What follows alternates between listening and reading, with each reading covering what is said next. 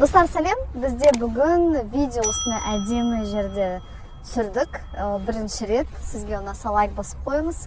Және бүгін бізде бір ерекше тақырып, бұл қоздыратын тағамдар.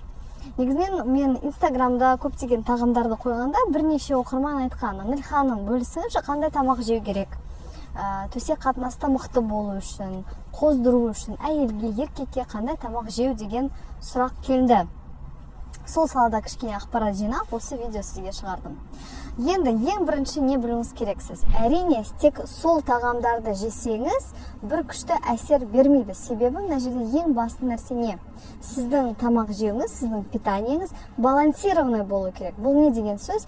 Сіз толығымен сіздің питаниеңіз дұрыс болу керек. Яғни сіз барлық и жиры, и белоктарды, и етті, и фрукты, овощи барлығын жеуіңіз керексіз. Әрине, егер де сіз бүкіл тамағыңыз тек фастфуд, бургер, кола болса, сіз қаншалықты қоздыратын тағамды жесеңіз де сізде онша қатты әсер болмайды.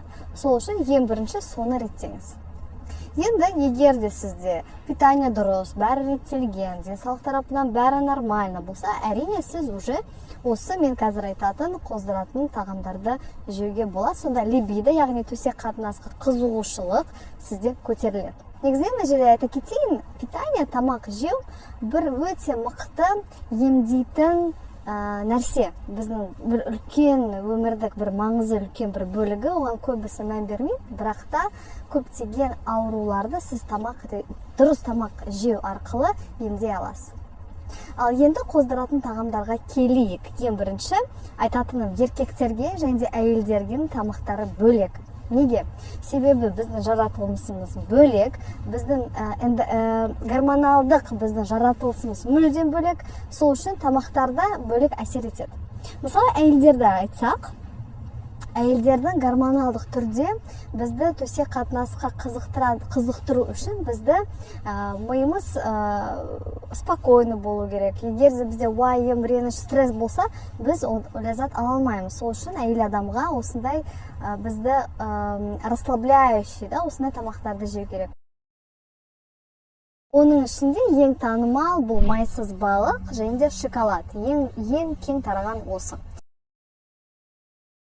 Енді еркектерді айтсақ, оларға ең көп, ең тараған бұл морепродукты. Бұл, қалай айтады қазақшасы, в общем, теңіздегі су жануарлары, теңіз жануарлары, в общем, всякие креветки, осындай, в общем, морепродукты, устрицы сияқты түрлі тағамдар өте пайдалы, оны да қосыңыз. Сонымен қатар, тағы екі тағамды айтайын, еркектерге арналған бұл, әрине, бұл фрукты, түрлі жемістер, бұл бал және де алоэ деген өсімдік өте пайдалы.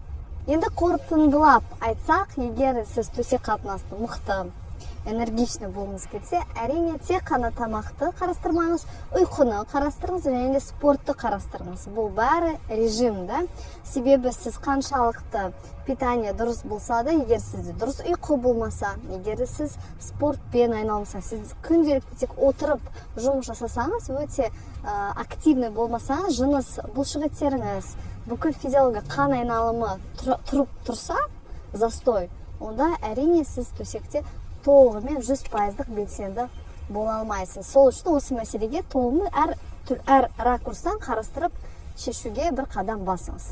Осы тақырып сізге ұнаса лайк басыңыз, пікір қалдырыңыз, және де тағы қандай тақырыптарды ашайын, өзіңіздің ойыңызбен бөлісіңіз. Мен міндетті түрде астындағы комментарийді оқимын. Сау болыңыз.